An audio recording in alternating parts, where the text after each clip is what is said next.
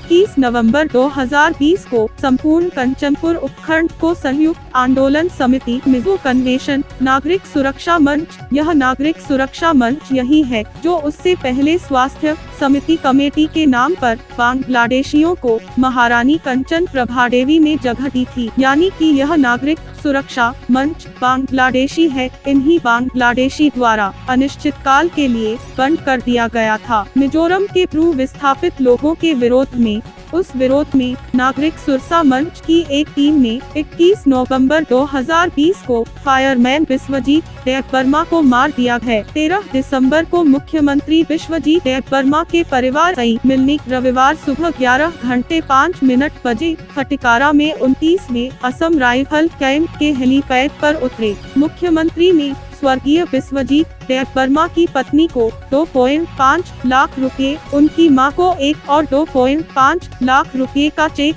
सौंपा। कुल 5 लाख और अग्निशमन विभाग में ग्रुप डी के पद के लिए नियुक्ति पत्र स्वर्गीय विश्वजीत देववर्मा की पत्नी को दिया। उत्तर पूर्वी त्रिपुरा में अंतिम शासन ने भी वही अभिनय किया था। जो बलात्कार किया गया और जो खून किया गया, उल्लू को न्याय कभी नहीं मिलती। लेकिन यह 2020 है कि त्रिपुरा के लोगों ने स्पष्ट किया है कि कितने लोग फायरमैन विश्वजीत देववर्मा को मारते हैं। जो त्रिपुरा के सार्वजनिक है वे सब कुछ जानते हैं। त्रिपुरा सरकार ने एक व्यक्ति का नाम देवा मालाकार को गिरफ्तार किया है, लेकिन जवाब है कि कैमरे में 9 व्यक्ति है जिन्हें हम देख सकते हैं। 9 लोग ऐसे ही एक देव मालाकार को गिरफ्तार किया जाता है। सुनने में आया है सब के सब बीजेपी के कार्यकर्ता है। क्या इसलिए त्रिपुरा सरकार उल्लू के ऊपर कुछ ठोस कदम नहीं उठा रहा है? क्या इसी के लिए यह आज व्यक्ति लोग खुलेआम सीना तान के त्रिपुरा की सड़कों पर घूम रहा है? त्रिपुरा राज्य सरकार और त्रिपुरा पुलिस के लिए